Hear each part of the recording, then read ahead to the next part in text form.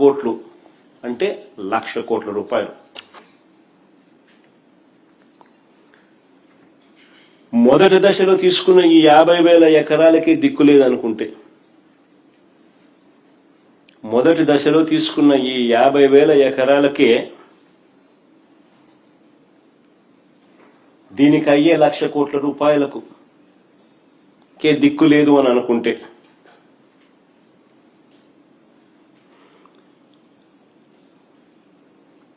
Basic ఇన్ఫ్రాస్ట్రక్చర్కు మాత్రమే నేను చెప్తా ఉన్నా.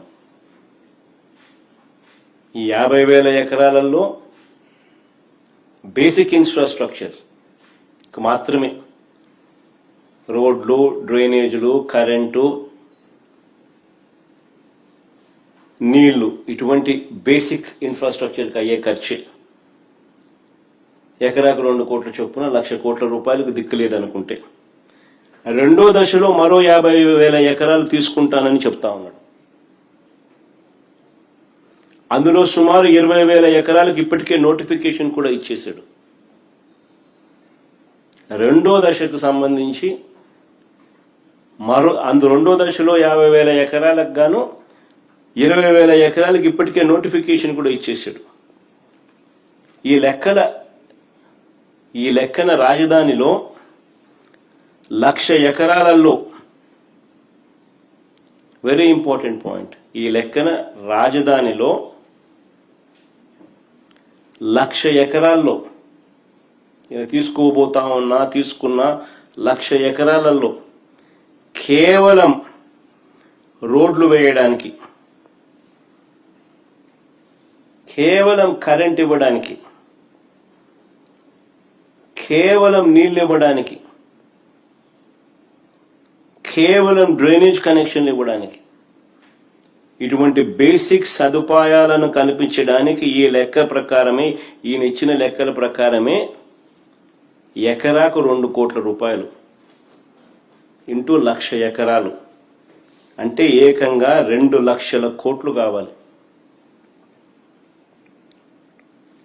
చాలా చాలా ఇంపార్టెంట్ పాయింట్. భవిష్యత్తులో ఈ ప్రాజెక్ట్ పూర్తయ్యేసరికి ఈ 2,00,000 కోట్లు ఇంకా ఎంత పెరుగుతుందో చెప్పలేం, ఎన్ని సంవత్సరాలు పడుతుందో చెప్పలేం, ఎన్ని దశాబ్దాలు పడుతుందో చెప్పలేం. ఈ సంవత్సరాలలో పట్టే ఈ దశాబ్దాల్లో ఈ 2,00,000 కోట్లు కాస్త ఇంకా ఏ స్థాయికి పోతుందో కూడా చెప్పలేం. 2 లక్షలు 4 లక్షలు అవుతుందో, 4 లక్షలు 10 లక్షలు అవుతుందో, సమయం దశాబ్దాలను బట్టి డిసైడ్ అవుతుంది. మరి నేను అడుగుతా ఉన్నా, మరి 12 ఏళ్ల క్రితం మరి చంద్రబాబు నాయుడు అడుగుతాను, ఈ ఎకరాకు 2 కోట్లు అని చెప్పి ఏదైతే చంద్రబాబు నాయుడు చెప్తా ఉన్నాడో, ఈ బేసిక్ ఇన్ఫ్రాస్ట్రక్చర్ ప్రొవైడ్ చేయడానికి కోసం అయ్యే ఖర్చు, ఇది కూడా 12 ఏళ్ల క్రితం 2014లో ఈయన ఇచ్చిన లెక్కలు.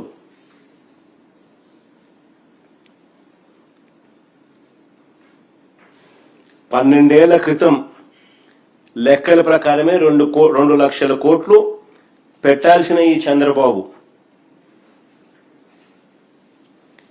విడిపోయిన రాష్ట్రానికి 7 ఏళ్లు ముఖ్యమంత్రిగా ఉన్న ఈ చంద్రబాబు ఇప్పటి వరకు ఎంత పెట్టాడని అడుగుతా ఉన్నా.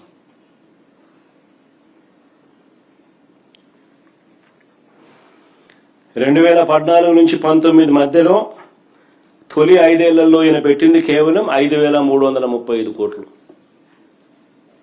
2014 నుంచి 2019 మధ్యలో తొలి 5 ఏళ్లలో ఈయన పెట్టిన ఖర్చు 5,335 కోట్లు, 2,00,000 కోట్లకు గాను. అవి కూడా అప్పుల ద్వారా తెచ్చినవే. ఈ 2 ఏళ్లలో కూడా ఎంత పెట్టారని చూస్తే, ఇప్పుడు మళ్ళీ సెకండ్ టర్మ్ మళ్ళీ ఆయన ముఖ్యమంత్రిగా ఆయన ఈ 2 ఏళ్లలో కూడా ఎంత పెట్టారని చూస్తే, నాకున్న సమాచారం ప్రకారం చంద్రబాబు నాయుడు గారు అమరావతి కోసం ప్రస్తుతానికి చేసిన గ్రాస్ కమిటెడ్ అప్పులు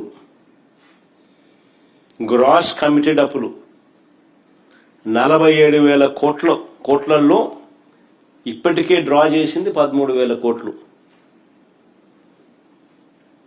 ఇందులో కూడా ఇక్కడ భలే ఆశ్చర్యమైన విషయం, ఇందులో కూడా మొబిలైజేషన్ అడ్వాన్సులుగా ఇచ్చింది 5,500 కోట్లు. 10% చేయడం, 8% తీసుకోవడం కమిషన్. అసలు ఇంతవరకు మా హయాంలో ఎప్పుడు మొబిలైజేషన్ అడ్వాన్స్ అనేది లేదు. పని చేస్తే బిల్లులు పెడితే ఇస్తాం. ఈయన వచ్చినాక దాన్ని మార్చి మొబిలైజేషన్ అడ్వాన్స్ తీసుకొచ్చినాడు. ముందే డబ్బు ఇస్తున్నాడు, ఆ డబ్బులో నుంచి ఇమీడియట్ డబ్బు ఎత్తున్నాడు. 10% ఇస్తున్నాడు, 8% కమిషన్ ఎత్తున్నాడు.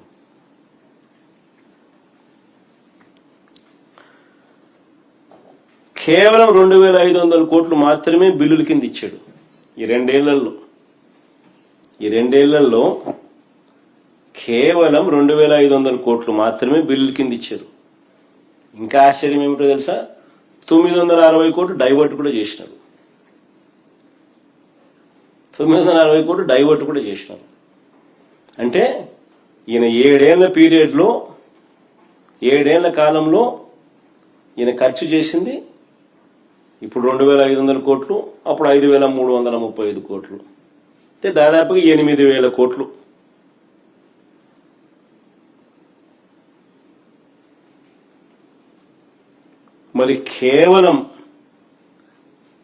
మరి నేను చంద్రబాబు నాయుడు గారిని అడుగుతా ఉన్నా, మరి కేవలం రోడ్లు వేయడానికి, కేవలం కరెంట్ ఇవ్వడానికి, కేవలం నీళ్లు ఇవ్వడానికి, కేవలం డ్రైనేజ్ వంటి మౌలిక వసతులు కల్పించడానికే 2 లక్షల కోట్లలో 7 ఏళ్లలో ఖర్చు పెట్టింది ఈయన కేవలం 8,000 కోట్లు.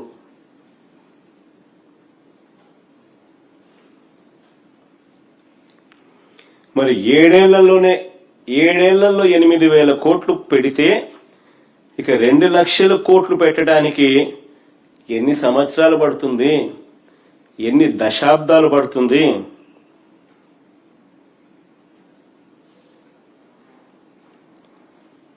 ఈ లెక్కల ప్రకారం చూస్తే